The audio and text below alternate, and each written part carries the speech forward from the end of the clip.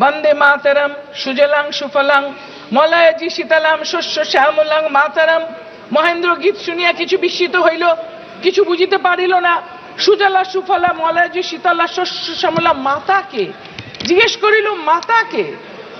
উত্তর না করিয়া ভবানন্দ গাইতে লাগিলেন, শুভ্র জ্যোৎস্না পুলকিত যামিনী ফুল্ল কুসুমিত দ্রুমদল শোভিনীম সুহাসিনীম সুমধুরে ভাসিনীম সুখদাং বরদাং মাতরম। মহেন্দ্র বলিল, এ তো দেশ, এ তো মা নয়।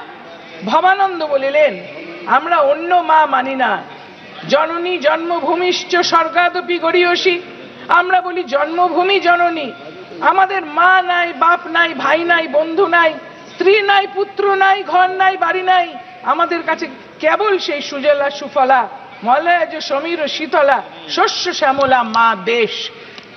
যেখানে আমরা দেশ মাতৃকাকে মা বলে উদ্বোধন করি, যেখানে এক বাঙালির রচনায় উঠে আসছে এই ভাবাবেগ, সেখানে তাকে অপমান করে, এই সংসদীয় রীতিনীতিকে উল্লঙ্ঘন করে রাজ্যসভায় যে ফরমান জারি হয়েছিল তার তীব্র নিন্দা করছি আমি আজকে।